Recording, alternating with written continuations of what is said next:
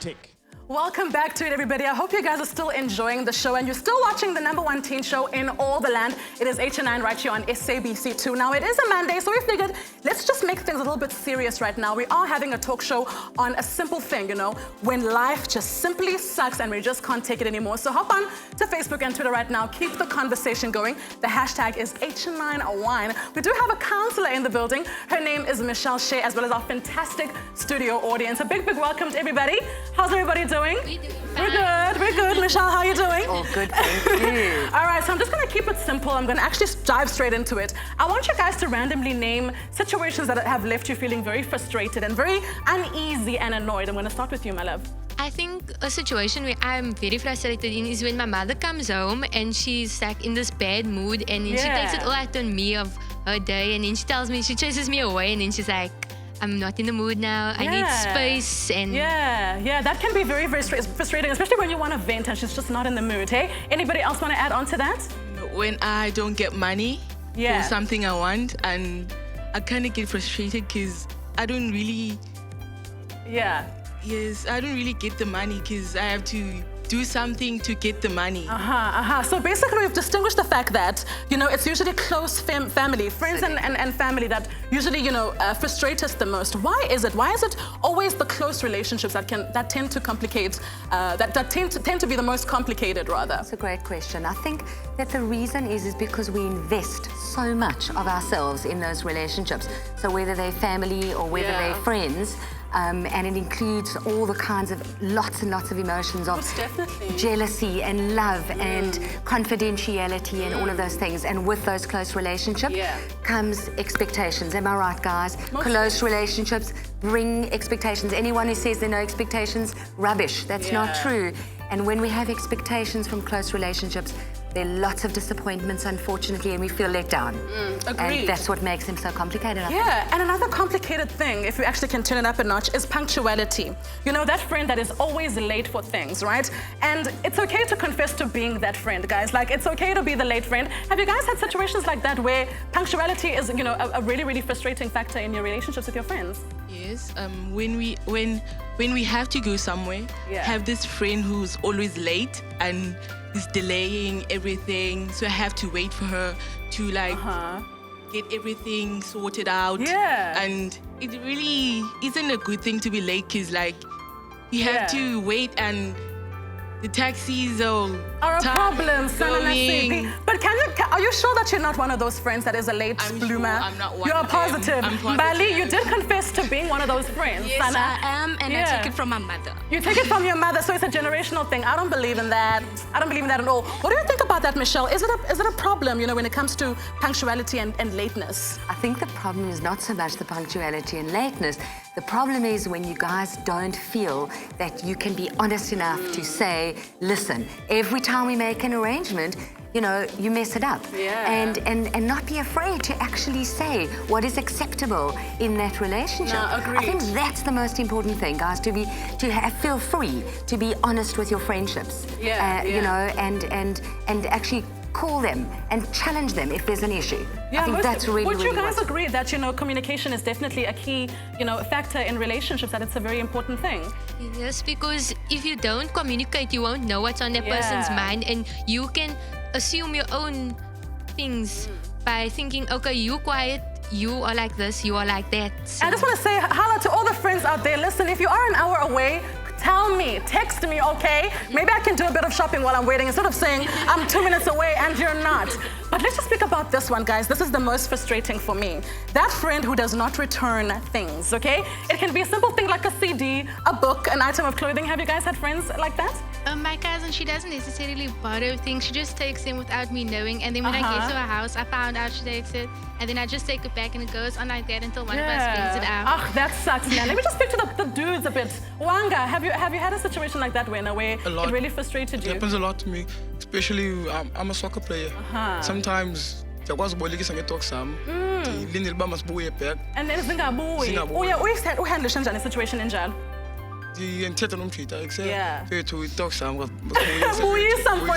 So you also agree that communication definitely is important. And I mean, it's okay. Like, if you like my coat, tell me, Sana. Ask me for it. Don't just keep it. And I know amongst the presenters, there are those who keep people's clothes, right? So, holla. But Ayanda knows exactly what I'm talking about. But guys, please do keep the conversation going on Facebook and Twitter right now. I want to know what you guys have to say about it all. Michelle, I'm also going to bring it back to you a bit, hey? Right. I feel like we can be so sentimental with our things, right? And you borrow people your books, your clothing, and then they don't return it. Can you advise them, you know, like what do you do?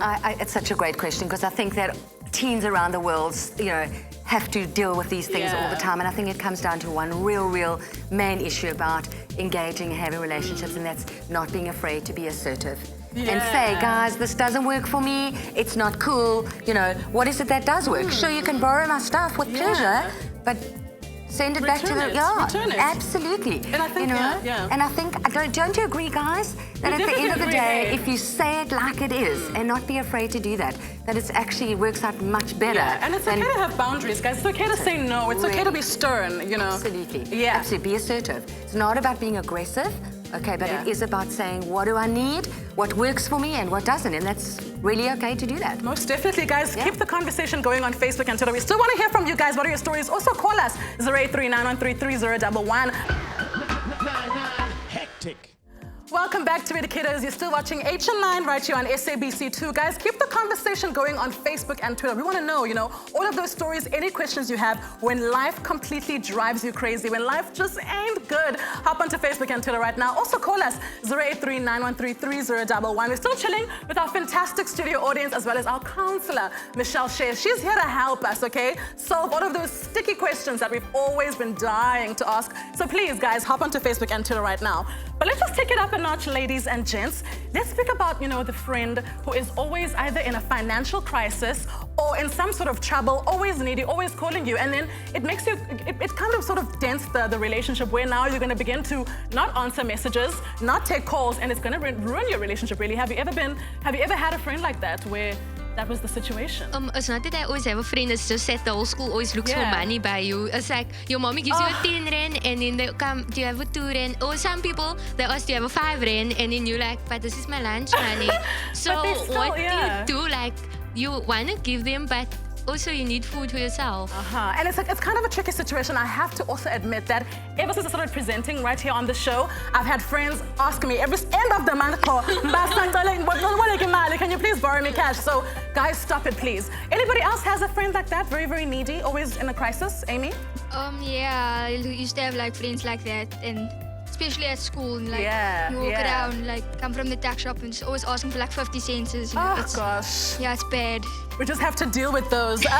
Michelle, what do you have to say about that? Do we help these friends, or do we sort of sometimes draw the line and just allow them to just give them the space to fend for themselves? What do we do? I gotta say it's both, absolutely. We spoke earlier about boundaries, so having boundaries is absolutely okay, guys, really.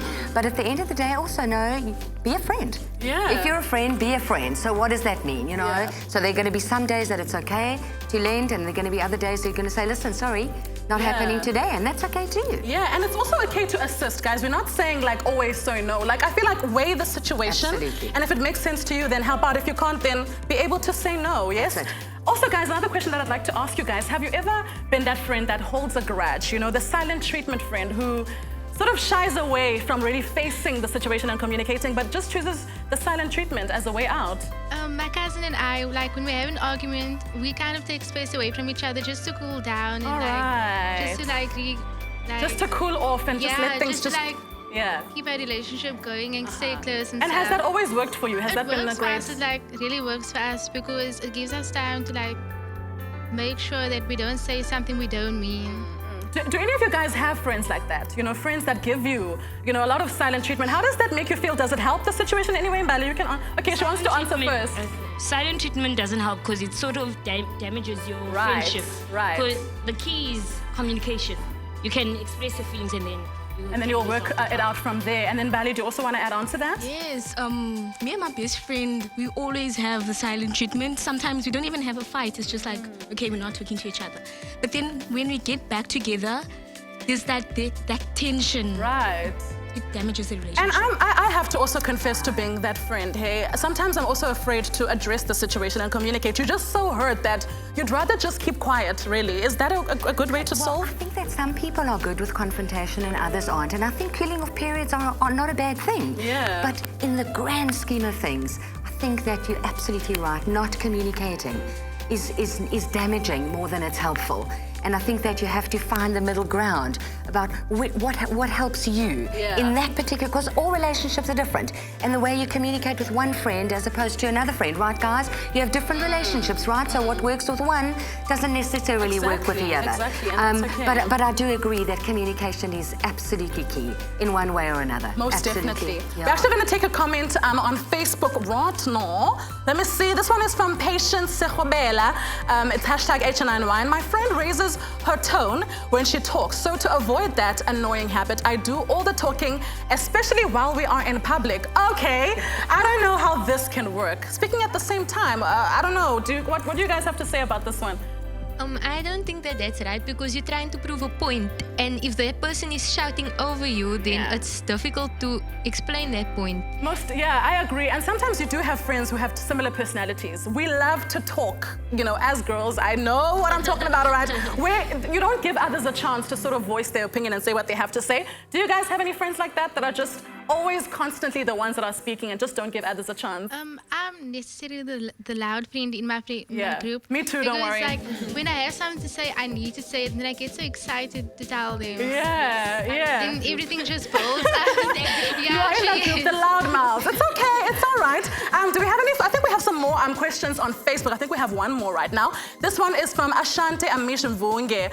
And she says, when she searches for diamonds in her nose in front of people, OMG, I get annoyed that I tell her she missed a spot just to annoy her too, lol. But I love her though. Guys, from me to you, Nay, if your friend has boogers in their nose, like, tell your friend. Okay, please make your friends aware of that. Yes, you guys are those people, right? No. You're not? What do you mean? Because it's like disgusting and awkward, like, oh, you have a booger in your nose, and then they're like, So you'd rather allow your friend to walk around with boogers in their nose? I don't know how this is gonna work, but guys, thank you so much for weighing in there. Thank you very much for all of your comments. Also, a big thank you to you guys for all of your comments on Facebook and Twitter. Michelle, thank you. Yes, do you want to add something? Really, you know, I kind of worked out a little thing about skills and tools for teenagers, and it goes a pain. And I kind of thought, well, that's like a perfect way to think of it, because most of you guys think that all of us older guys are pretty much a pain, and you know what? So just think about it. The skills, A, for assertiveness. Be assertive, okay? Say what you need and what you want. P, learn to problem solve, okay? This is about really communicating effectively. A, active listening skills. When your friend talks to you, listen. Really show that you're listening. I, interpersonal communication skills. How you communicate will determine how real and meaningful your friendships are. And the last one, negotiate. Learn to negotiate with your folks, with your parents and your guardians. Negotiate, guys. They want you to do something. Say, absolutely, I'm prepared to do X, Y, and Z. Let's talk about it. Learn to compromise. That's what builds brilliant relationships, guys. Fantastic. Thank you for having me. Thank you so much, Michelle, for that. What a great ending to our talk show. Hectic.